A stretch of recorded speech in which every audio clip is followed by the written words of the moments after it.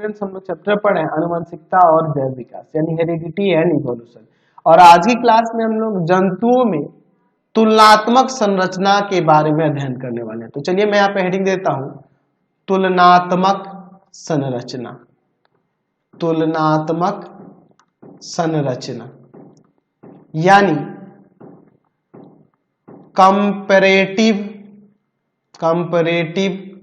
Anatomy. Comparative anatomy, तुलनात्मक संरचना। हम लोग सबसे पहले क्या करेंगे, क्लास 9 का एक बुक लेंगे बायोलॉजी का, ठीक है, और उस बुक में जाकर वर्गीकरण चैप्टर में जाएंगे और संघ का डेटा को देखेंगे। संघ का डेटा के जितने भी प्राणी हैं उन सभी प्राणियों के बारे में देखेंगे। वहां पे हम लोग ये पाएंगे कि संघ का डेटा में जितने भी है, जैसे मत्स्य वाला हो गया और मैमेलिया में जैसे मनुष्य वगैरह हो गया, ये सभी संघ का डेटा के अंदर ही आता है। तो इन संघ का डेटा के सभी जीवों के जीवन चक्र के बारे में आप क्या देख रहे हैं, तो हमें देखने को मिलेगा कि इन सब की देखिए दो आंखें हैं, है ना। इनको भोजन ग्रहण करने के लिए ग्रसनी क्लोन छिद्र है। तो ऐसी बहुत सारी इनमें समानताएं पाई जाएंगी। तो ये समानताएं जो देख रहे हैं इन जीवों में अचानक से नहीं हुई होंगी, है ना।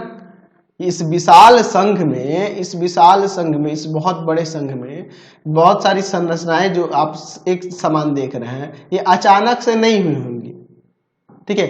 तो इनकी एक समान ये संरचना से हमें यह भी ज्ञात हो रहा है कि हो सकता है कि इन सभी प्राणियों के एक ही पूर्वज हों और उन एक ही पूर्वज से विकसित होकर ये अलग अलग स्थान में, ये पानी में रहने वाले हैं, ये हवा में उड़ने वाले हैं, ये जल और थल दोनों पे रहने वाले हैं, ये थल पे रहने वाले हैं। तो ऐसे इनके स्थान परिवर्तन, भोजन का तरीका बदलने के कारण इनमें भिन्नताएं पाई जाने लगेंगी।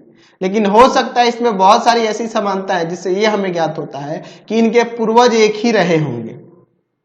तो हम संघ का डेटा को देखकर ऐसे ही हम बहुत सारे अगर और बाकी सब आप जंतु जगत को छोड़कर पादप जगत में भी जाके ये सब चीजें देख सकते हैं, तो वहां भी हमें पौधों में बहुत सारी भिन्नताएं और समानताएं देखने को मिलेंगी।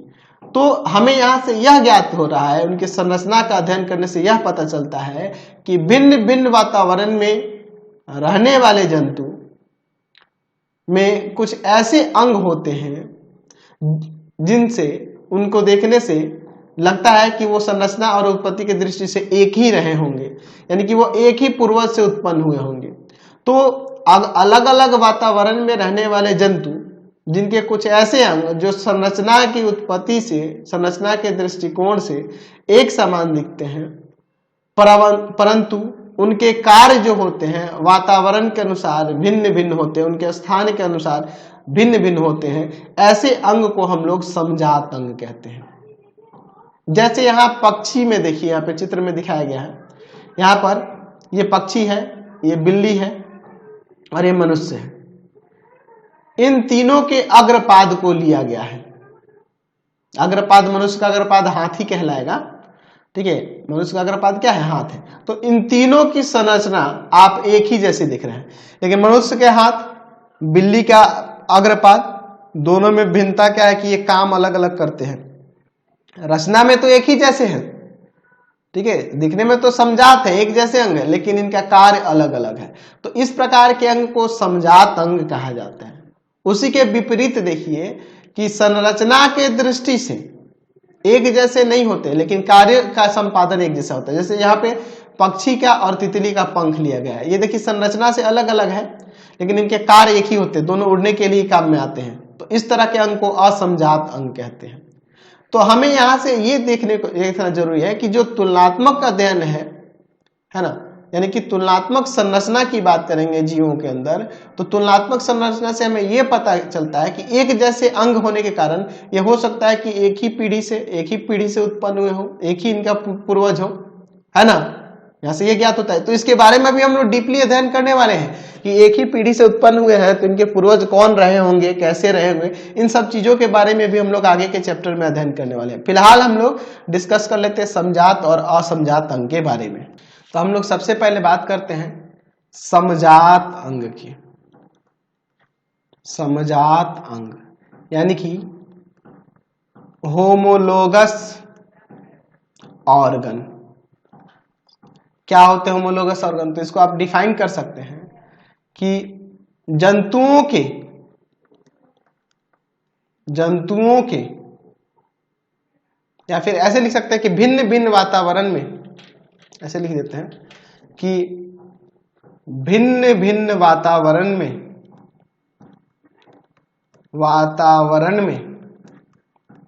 रहने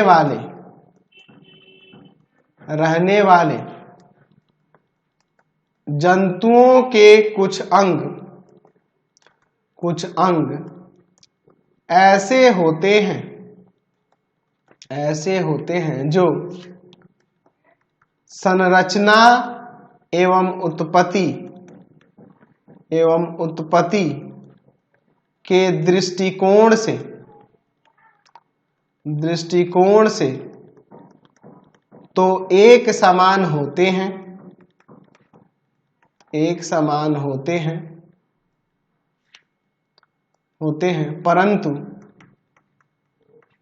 परंतु अपने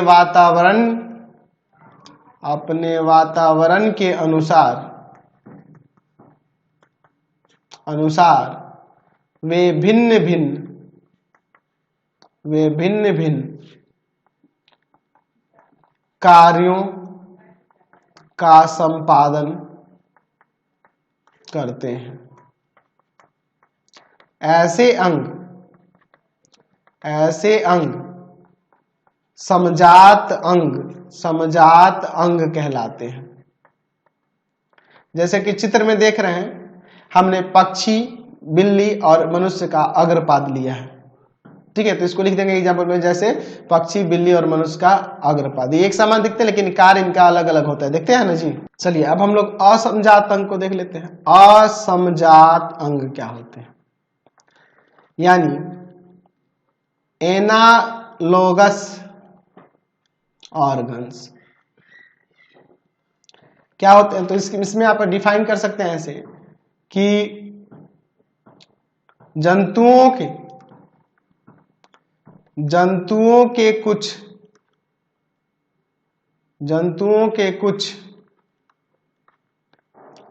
कुछ अंग ऐसे होते हैं जो रचना और उत्पत्ति के दृष्टिकोण से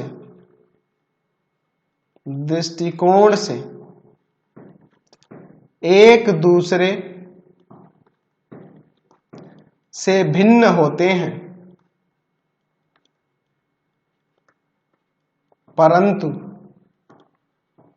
परंतु वे एक ही प्रकार का कार्य करते हैं। ऐसे अंग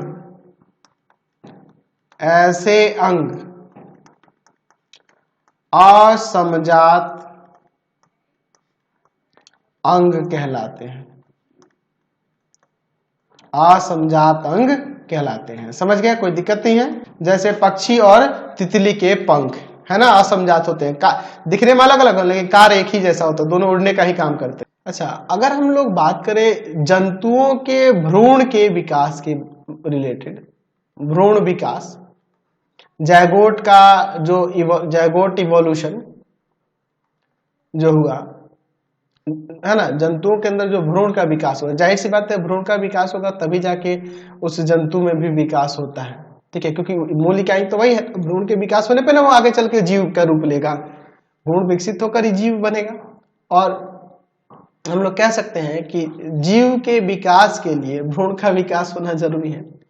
तो जंतुओं के भ्रूण के विकास का जब अध्ययन किया गया तो अध्ययन करने से यह पाया गया कि अगर हम बात करें सभी वर्गों के भ्रूण की, तो सभी वर्गों के भ्रूण की बहुत सारी समानताएं आपको देखने को मिली। बहुत सारी समानताएं देखने को मिली। जैसे हम लोग कार्डेटा के ही, है ना, संघ कार्डेटा के ही बारे में बात करें, संघ कार्डेटा के ही बारे में बात करें तो संघ कार्डेटा के, जैसे अगर हम लोग बात करें एक जीव मेढक की, तो मेढक का टैडपोल लार्वा मछली के समान होता है। या मेढक को छोड़िए, अब मेढक के अलावा रेप्टिलिया वर्ग के, मैमेलिया वर्ग के, जिसमें मनुष्य भी आते हैं, इन सभी जीवों के भ्रूण को देखा गया तो उन सभी के भ्रूण किसके समान पाया गया? मछली के समान पाया गया। तो यहां से ये पता चल रहा है ना जी कि जितने भी संघ कार्डेटा के जीव रहे होंगे वो सभी के सभी पूर्वज कौन रहा होगा? मछली रहा होगा। तो यहां से हम लोग ये देखें कि भ्रूण से भी, भ्रूण के बारे में अगर अध्ययन किया जाए तो वहां से भी हम लोग ये पता लगा सकते हैं कि किसी जीव के, किसी जाति के जीवों के या फिर बहुत सारी उपजातियों के जीवों के पूर्वज का ज्ञात करना हो तो उनके भ्रूण से हमें पता चल जाएगा कि उनके पूर्वज कौन रहे होंगे। भ्रूण से हमें अध्ययन करके पता चल सकता है कि उनके पूर्वज कौन रहे होंगे। तो अगर हम लोग ऐसे भ्रूण के विकास के, भ्रूण के हिसाब से देखिए तो मैमेलिया वर्ग हुआ या रेप्टिलिया वर्ग हुआ, रेप्टिलिया जिससे सांप वगैरह जो आते हैं, है ना, मेढक हुआ, एम्फीबिया वर्ग के, एम्फीबिया वर्ग होता है ना जी। तो इन सभी वर्गों के अंदर, यानी कि सभी पूरे संघ कार्डेटा के सभी जीवों के बारे में अध्ययन करें तो सबकी समानता हमें मछली से मिली। सबके भ्रूण किससे मिले? मछली से। इसका मतलब कि संघ कार्डेटा के सभी जीवों के पूर्वज कौन रहे होंगे? मछली रहे होंगे। तो भ्रूण के द्वारा भी हम लोग इस चीज को पता लगा सकते हैं। तो चाहो तो इसके बारे में हम लोग यहाँ डिटेल में लिख सकते हैं कि जंतुओं के भ्रूण विकास के अध्ययन से जैव विकास के प्रमाण मिलते हैं, प्रमाण मिलते हैं। कि यहां पे लिख सकते हैं विभिन्न वर्ग के कशेरुकों के भ्रूण के प्रारंभिक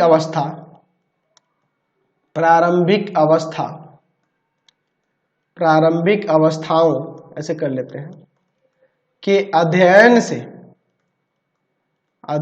से पता चलता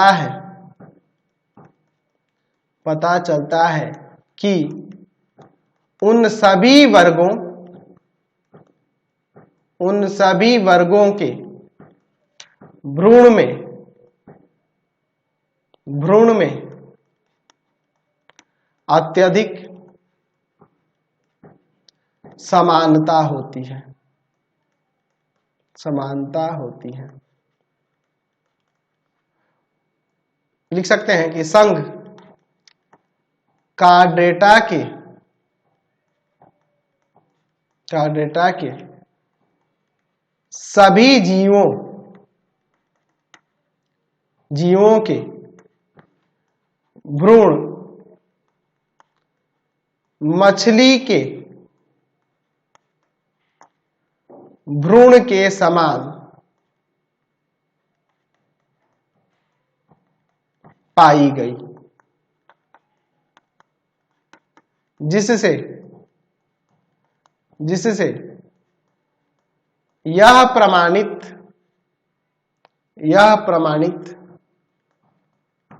होता है कि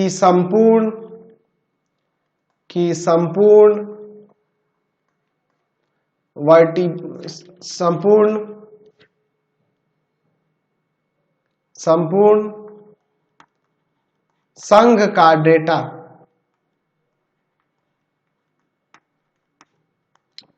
के पूर्वज मछली के विकास से उत्पन्न हुई।